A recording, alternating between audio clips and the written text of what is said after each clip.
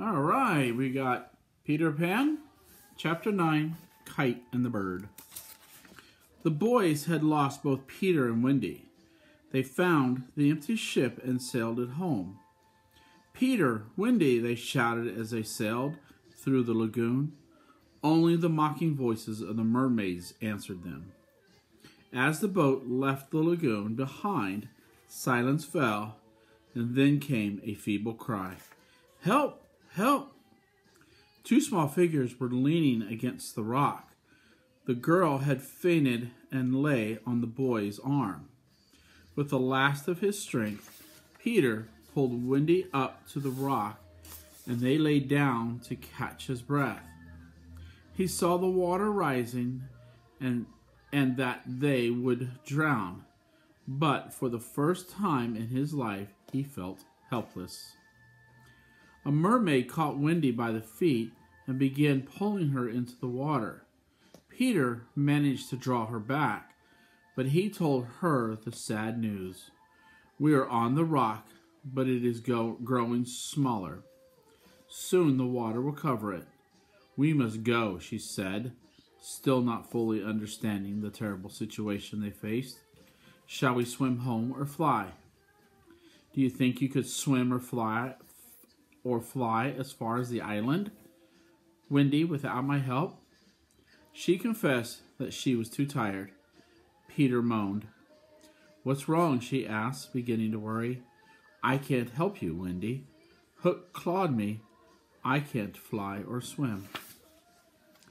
Do you mean we shall both drown? Look how the water is rising. They covered their eyes to shut out the sight. Then they felt something brush against them. It was the tail of Michael's kite that had blown out of his hand and floated away. Peter seized the tail. The kite lifted Michael off the ground, he told Wendy. Why couldn't it carry you? Both of us, she smiled. It can't lift two. Michael and Curly tried, he answered. Then let's draw lots. Never. You are a lady, you must go. He tied the tails around her. She clung to him and refused to go without him, but Peter was firm. Goodbye, Wendy, he said, as he pushed her toward the sky. In a few moments, she disappeared from sight, and Peter was alone on the rock. It was already so small that there was hardly room to stand. To die will be the biggest adventure of my life, he thought, as he stared at the rising waters and listened to the mermaids calling to the moon. Soon they retired to their bedchambers in coral caves under the lagoon. The waters covered Peter's feet. Only a few more inches more, and they would gobble up the boy entirely. Something was moving on the lagoon. It looked like a piece of floating paper. Peter thought it must be part of the kite. He wondered what would happen first. Would the paper drift to shore, or would he drown? The thing was not a piece of paper. It was the Never Bird, standing on her nest and fighting the tide to try and reach Peter. She spoke to him slowly and distinctly. I want you to get into the nest, and then you can drift ashore. But I am too tired to bring it any nearer, so you must try to swim to it. Peter was upset and forgot his manners. What are you quacking about? He asked rudely.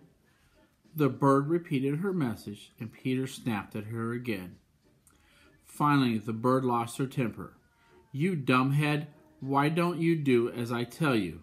Shut up, Peter retorted.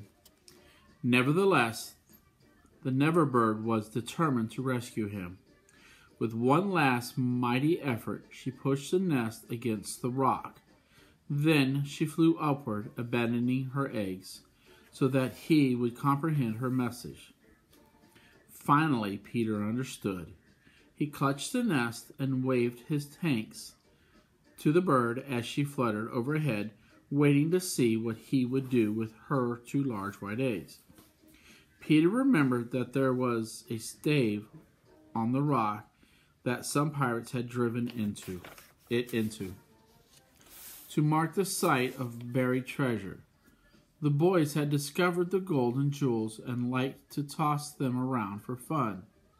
Starkey had hung his hat on the stave. It was deep and watertight and had a broad brim. Peter put the eggs into the hat and floated it into the lagoon. The Neverbird was much relieved that her eggs were safe. Peter got into the nest, raised the stave to make a mast, and hung up his shirt for a sail. The bird fluttered down upon the hat and once more sat upon her eggs. Then Peter and the Neverbird went their separate ways.